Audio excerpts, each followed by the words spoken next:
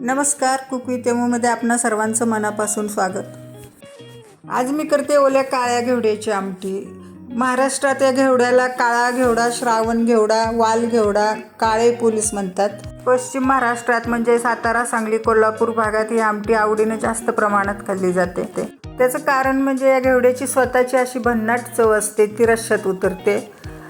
त्यामुळे या घेवड्याची आमटी किंवा रस्सा काळ्या रंगाचा असला तरी चवीच्या बाबतीत नॉनव्हेजला मागे सारतो. आमटी कशी करायची बघू.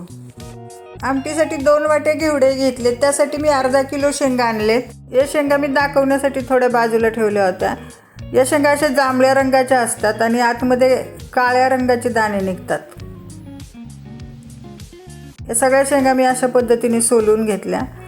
यातले काही शेंगामध्ये पांढऱ्या रंगाचे पण दाणे निघतात, तर काही शेंगामध्ये थोडेसे जांभळ्या रंगाचे पण दाणे निघतात. या शेंगा सोलून झालेत. हा घेवडा मी पहिल्याच धुवून नितळून घेतला होता. आता त्याला कुकरमध्ये घालून शिजवून घ्यायचा. हा कुकरमध्ये घातला.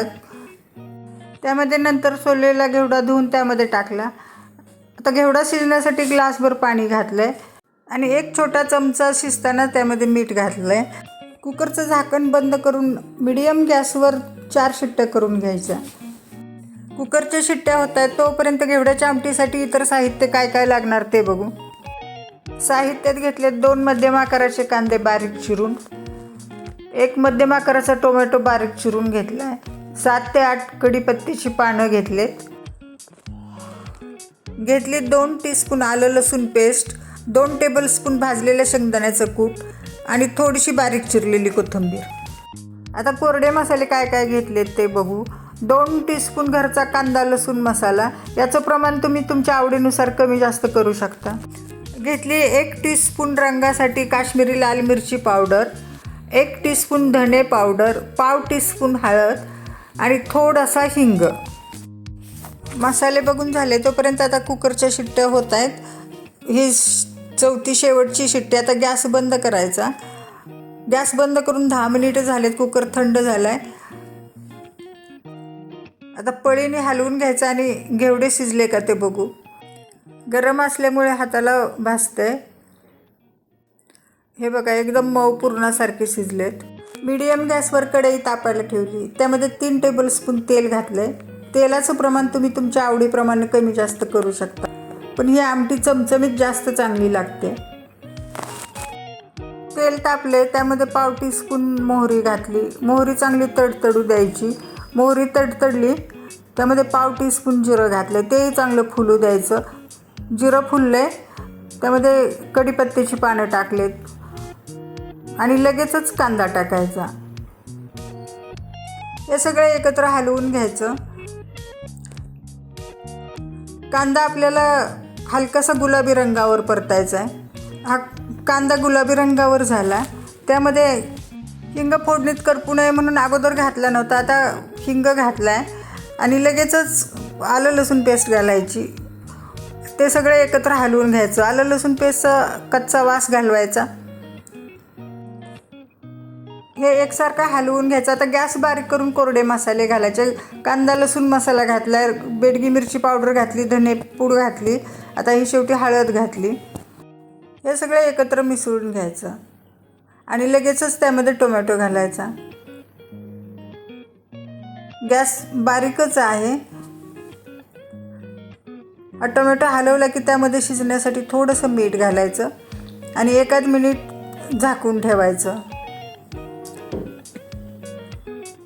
हे झाकून ठेवलं आहे. 1 मिनिट झालं आहे. आता झाकण उघडून परत हलवून घ्यायचं. टोमॅटोचे जाडसर तुकडे आहेत ते चमच्याने स्मॅश करायचे. आता त्यामध्ये हा घेवडा कुकरमध्ये उकडून घेतला आहे तो घालायचा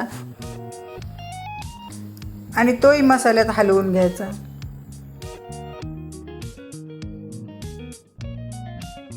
यामध्ये मला रस्सा कमी वाटते म्हणून 1 ग्लासभर गरम पाणी घातलं आहे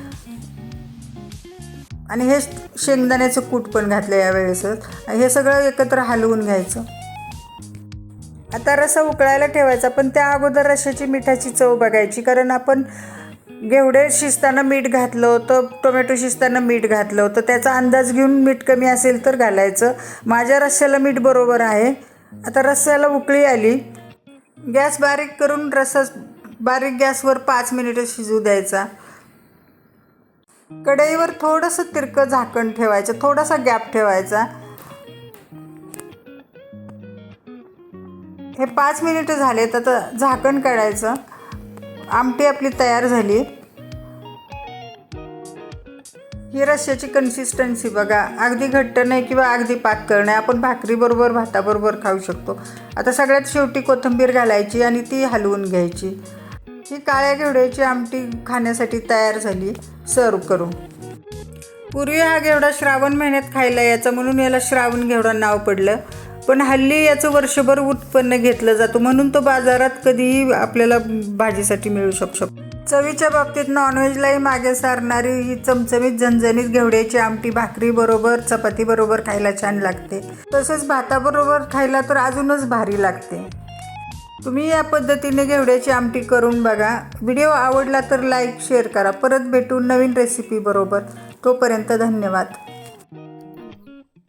चॅनलला सबस्क्राईब करा आणि घंटी वाजवायला विसरू नका.